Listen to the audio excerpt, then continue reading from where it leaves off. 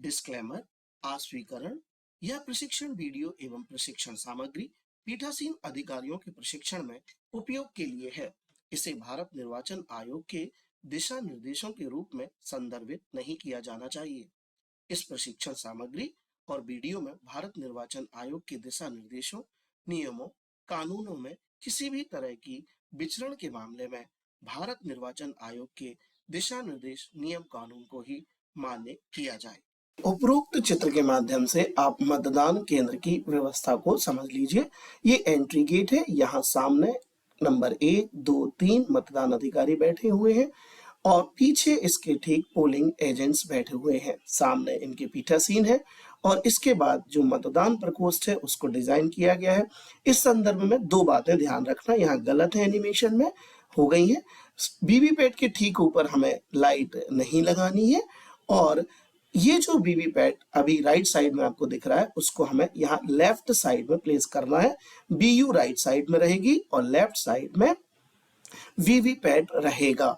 यह मतदान की प्रकोष्ठ की व्यवस्था होती है मशीनों की रखने की। और ये वीवीपैट की केबल आकर सीयू से जुड़ जाएगी। सीयू जो है वो मतदान अधिकारी क्रमांक 3 पर रहेगी। यहाँ पुरुष महिला की लाइन हमें अलग अलग बनवाना है मतदान केंद्र पर और यहाँ पीठासीन सारी व्यवस्थाओं को देखते रहेंगे। आइए देखते हैं अब हम मतदान कैसे प्रक्रिया होगी। सबसे पहले मतदान अधिकारी क्रमांक 1 के पास पहुंचेगा, जहां पर मतदान अधिकारी क्रमांक 1 निर्वाचक नामावली की चिन्हित प्रति में मतदाता की जानकारी उसके द्वारा प्रस्तुत जो भी दस्तावेज है उससे सुनिश्चित करेगा और उसका नाम जोर से पुकारेगा ताकि पीछे बैठे मतदान अभिकर्ता उसके नाम को सुन लें और पहचान लें। इसके उपरांत निर्वाचक नामावली की चिन्हित प्रति में दिए गए चित्र के अनुसार पुरुष मतदाता, महिला मतदाता और अन्य मतदाता को चिन्हांकित करेगा। सभी मामले में विकर्ण लगाना है और महिला मतदाता के सरल क्रमांक को गोला तथा अन्य मतदाता को स्टार से चिन्हांकित करना है। इसके बाद एक काम और करेगा, पुरुष और महिला की जानकारी मतदाताओं की 2 घंटे में देनी होती है, उस प्रपत्र को भी टिक करेगा।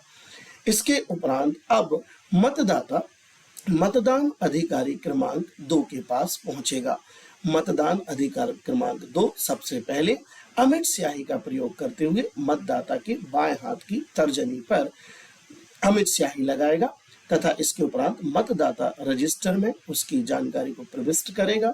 इसके उपरांत मतदाता पर्ची जारी करेगा और उसे मतदान अधिकारी क्रमांक 3 के पास निर्देशित करेगा जाने को।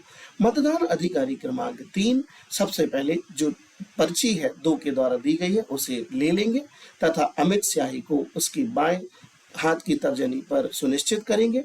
इसके उपरांत वह मतदाता को सीयू के माध्यम से बैलेट जारी करेंगे और निर्देशित करेंगे कि वो मतदान प्रकोष्ठ में पहुंचकर अपना मतांकन करे।